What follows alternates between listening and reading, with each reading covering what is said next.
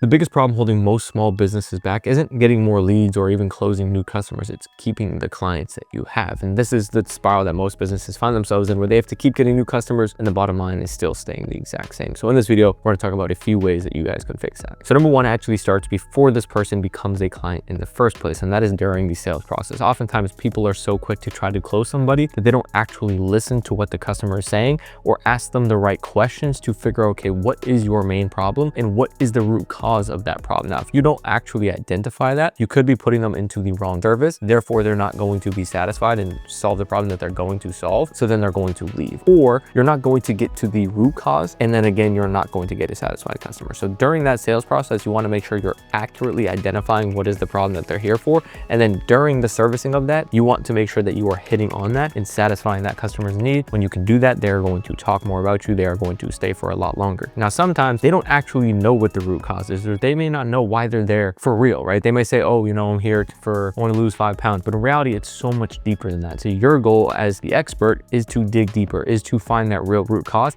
and get to that problem. So just a quick example as to sometimes they may not know. Say you're a physical therapist, right? People want to come in, oh, you know, my neck hurts, my back hurts, right? So you may just focus on that area when in reality, the main problem may stem from their hip or from their posture or from their knee or from their hip or their ankle, right? And if you just attack that, you're not going to solve and find the main problem. So that is your goal as the business owner, is to find that and to satisfy that. And when you do, you're going to have a lot more happy customers. They're going to talk more about you. They're going to stay a lot longer. So that is the first part. Now, number two also kind of stems right after that sales process, is properly setting expectations. So oftentimes, again, during the sales process, there's so much communication. You know, you're texting them every day, every other day. All of a sudden they become a client, cricket, right? And then also they become a client and they feel, I don't know what I'm doing, right? This is kind of awkward. So say you have a service, right? You're a gym or a fitness business or a basketball training business like myself. You want to make sure, okay, boom, sale is closed. Hey, let's set expectations. This is exactly how it's going to go. Maybe if they're in a gym or a training program, oh, you know, the first 2 weeks, they're going to be tough. You're going to be super sore. It's not going to be that fun, but you're going to get used to it. It's going to get easier as you go. And then you're probably not going to see results for the first month, but you know, after month 2, month 3, that's when you may see the results. So you want to make sure you're sticking through that. So if you don't properly set those expectations, guess what? They come in, it's a little bit awkward. It's kind of uncomfortable the first couple of days. They're super sore that first week. So then they're just going to be like,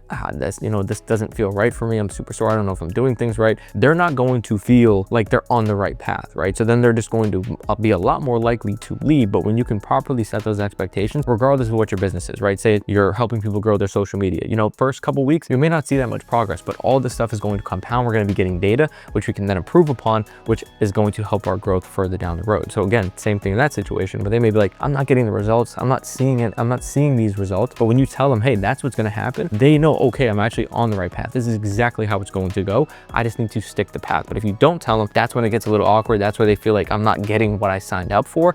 They're a lot more likely to leave. But when you can keep that conversation going and keep in contact with them to see, hey, how are you enjoying this? How is this going for you? Do you have any questions? They feel like you actually care, and you can make sure that any problem that comes up, you're able to fix it before it becomes a much more big problem right down the road, because you don't address it. Okay, now they see another little problem, and all these little problems start to add up because you didn't address it, because you stopped the communication once you got the sale and you didn't set those expectations. So that would be absolutely huge to make sure you're keeping these clients down the road. Now, another key, like I was just saying, is that communication piece. I kind of joke sometimes as a basketball trainer saying I'm part basketball trainer, part therapist. And it's honestly partially true, because for some clients, they don't have people to talk with. And just in society in general, there's no real third spaces anymore. Like there used to be places you can go and have community and have, you know, social things going on that's not just a bar or something like that. So a lot of people don't have that anymore. So they want places where they can go and they can communicate, and they can have people that are going to listen to them, and they can get away from what's just work and home. So for some people, you are that place, right? You're a gym, you're a physical therapy place, you're a basketball training gym, whatever it may be. Sometimes people just want to talk. When you can be that person, number one, actually just keep that communication to see how they're doing, to make sure that they're satisfied, and make sure you're helping them solve that problem to the best of your ability, but also just somebody that they can connect with. That's going to help people stay a lot longer. Also, another thing I say in terms of my business is people are going to come for the product, right? You're marketing, you're a leading expert, you're one of the best in your field, but they're also going to stay because they like you as a person. They like your staff. They like when they show up and you say their name. You say, hey, nice to see you. How's your kids doing? You know, you actually care about what's going on in their life. They're going to feel like it is that third space, like it is another place where they can feel like they can be themselves. They can talk to other people. They can have that community. And again, that's going to help them stay a lot longer, because it's a lot tougher to leave that situation when you have those those connections than when it's just a business, right? When you're going to cancel a software, you don't really care, you don't second think, because there's no other aspect to it. When you have to leave a gym and you have to leave a community of 20 to 30 new friends and people that you met and the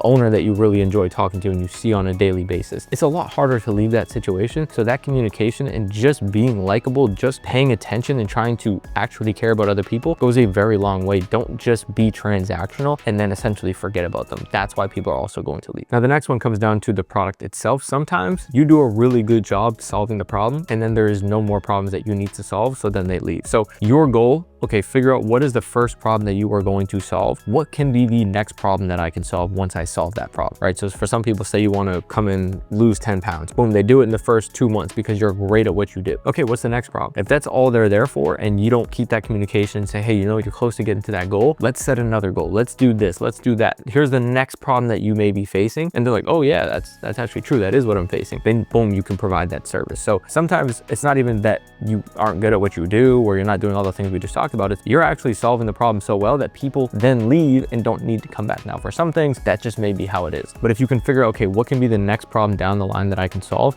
and then you can present that solution to that person who's facing that next problem, boom, then you can stay, they're going to stay on longer, and you can continue to work with them as they solve new problems and continue to work with them over a long period of time. So figure out what that first problem is, that next problem, keep working down that ladder to keep them coming back over and over and over again. Now, the next thing comes down to how you're structuring your payments. And a lot of people are just going to do, hey, it's just going to be a month to month, right? You're going to come in, you're going to sign up for a month. It's month to month. You can leave whenever you want. Now, obviously, they're going to have people that are going to leave as opposed to, hey, can we lock you in for a year membership? But also people like to have a little bit of novelty, right? When it's just, hey, you're going to come do the same service over and over and over again until you get sick of it, then you're going to leave. Yeah, you're not going to have as much client retention. So if you can figure out a way, how can I not charge just month by month? Hey, we're going to do a 3-month program. That's how you're going to get people into the door, or a 2-month program, or hey, that's what we're going to do. Then we're going to try to get you on to another 6 by changing up the program, changing up the service slightly. And then, hey, we're going to try to maybe get you on a year service. We're going to do X, Y, and Z. So find ways that you can make it a little bit novel, right? If you're just a plain old gym, it makes it a little bit tougher. But if you have ways that you can kind of manipulate your services or your packaging, then you can be like, okay, we're going to do a 3-month service. We're going to be doing X, Y, and Z. Once that's ending, hey, we're going to sell you into something else. So again, they're getting that novelty. It's not just in a month-to-month commitment where something may come up and then they're going to quit. Hey, they're going to be committed for this time, which if they